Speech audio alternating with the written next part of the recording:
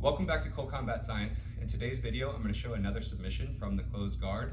This is going to pair well with the hip bump sweep and Kimura from an earlier video.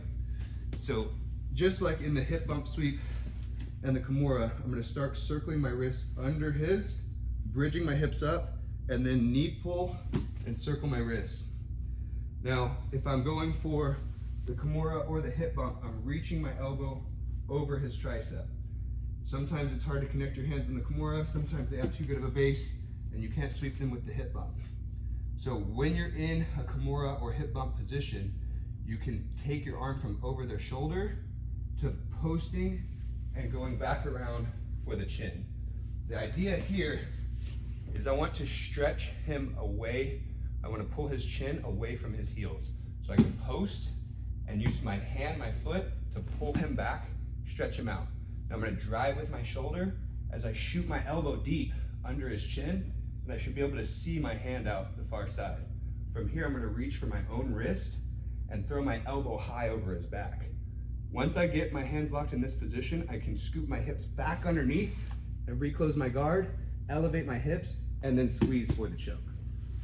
The key to a high elbow guillotine is preventing their shoulder from hitting your chest. So if I'm in a guillotine and his shoulder is making contact on my sternum, it's gonna be very difficult to finish. If my hands are connected, there's no arm in, I'm not choking the right side of William's neck. So that's where I need to make sure I push and get my elbow in front of his shoulder. Now if he tries to drive his right shoulder into my chest, my wrist is blocking him, and as I bring my two elbows together and crunch, I'm gonna be able to get the submission. So one more time, circle the hands to the mat, sit and reach up, attack the arm. Maybe you try hip bump sweep, it fails. Off of the elevation from the hip bump sweep, you can go for the chin strap and scoop back at the same time. My elbow's way too shallow right now, so I'm gonna pull his chin up, shoot my elbow deep, and then get my hand visible on the far side. I can grab my own wrist and make sure you're blocking their collarbone and their shoulder before you close the guard, elevate your hips, and squeeze.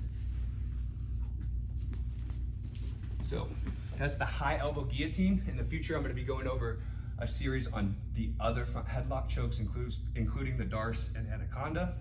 If you like this kind of content, please like and subscribe and comment down below what you want to see next.